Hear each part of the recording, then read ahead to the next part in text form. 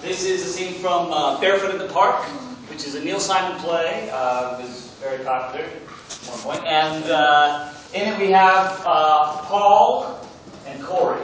Paul's being played by Camron Conrad, and Kyra Luther is playing Corey.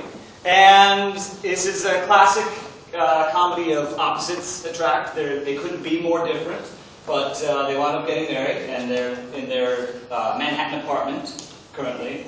And this is the worst fight of their marriage. And we'll leave it at that and see if they survive.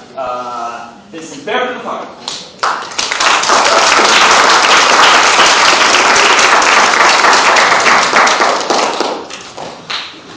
What are you so mad about, Paul? I just told you. I heard terrible for your mother. Well, why? Where is she now? Alone, probably the most attractive man she's ever met in her life? Don't tell me that doesn't beat hair curlers or the Late Show. Oh, I can just hear it now. What sparkling conversation. He's probably telling you about some chicken cacciatore once cooked up for the High Lama of Tibet. And she's sitting there shoving pink pills in her mouth. You never can tell what people talk about when they're alone. I don't understand how you can be so unconcerned about this. Unconcerned? I'm completely concerned. Do you think I'm going to get 1 week of sleep until that phone rings tomorrow? I'm scared to death for my mother. I'm just glad there's finally an opportunity to be scared about something. What I'm really worried about is you. Me? I'm beginning to wonder if you're capable of having a good time. Why? Because I like to wear my gloves in the winter? No, because there's at least an adventure in you. You know what you are? You're a watcher. There are watchers in this world, and there are doers. And the watchers sit around watching what the doers do. And tonight, you watched and I did. Yeah, well, it's harder to watch what you did than it was for you to do what I was watching. Don't let your hair down for one night. You can't relax for 1 minute. Boy, Paul, sometimes you're such a... A what? A stuffed shirt? I didn't say that. That's what you were implying. That's what you were anticipating. I didn't say you were a stuffed shirt, but you're very proper and dignified. I'm proper and dignified? When? When was I proper and dignified? Always. You're always dressed right, you always look right, you always say the right things. You're very close to being perfect. That's a wrong thing to say. You can't even walk into a candy store and ask the lady for a Tootsie Roll. You have to walk up to the counter, point at it, and say, I want the thing with the brown and white wrapper. That's ridiculous. And you're not. That's the trouble. Like last Thursday night, you wouldn't walk barefoot in the park with me. Why? Very simple. It was 17 degrees. Exactly. Very practical, very logical, and it wasn't any fun. You know, maybe I'm too proper and dignified for you. Maybe you'd be more happier with someone like colorful and like a geek. You'd be a lot more lax than a stuffed shirt. Oh, I thought you said I wasn't. Well, you are now. I'm not going to listen to this. I'm not going to listen. I have a case in court in the morning. Where are you going? To sleep.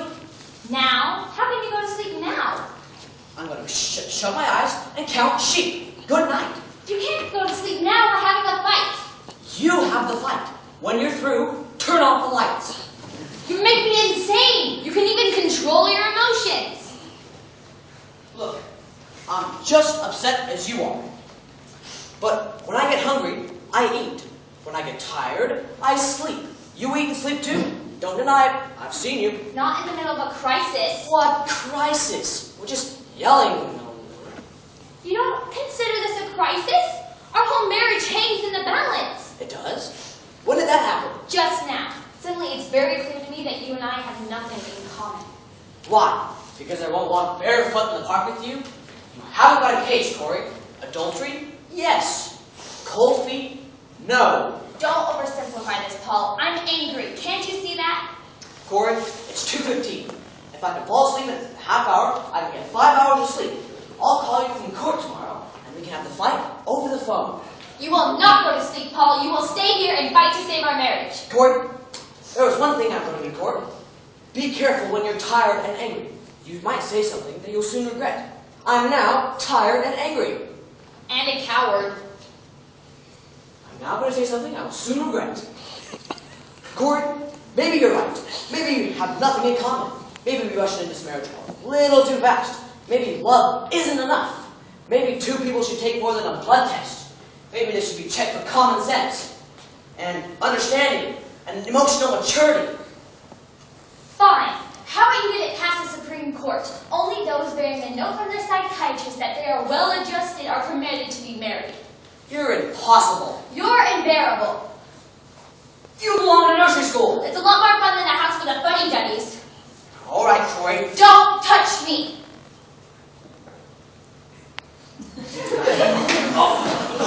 I don't want you near me ever again.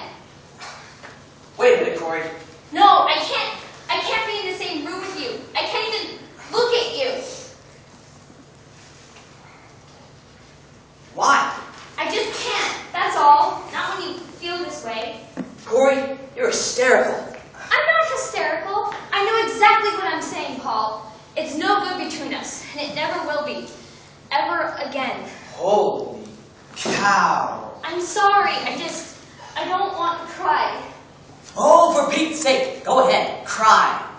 Don't you dare tell me to cry. I will cry when I want to cry, and I will not have my cry until you are out of this apartment. What do you mean, out of this apartment? You seriously don't think we're going to be living together, do you? Are After tonight? Serious? Of course I'm serious, Paul. I want a divorce. A divorce? What? I'm sorry, Paul. I can't talk about it anymore. Good night. Where are you going? To bed. You can't. Not now. You did before. That was in the middle of a fight. This is in the middle of a divorce. I'm sorry, Paul. I can't talk to you when you're hysterical like this. Good night.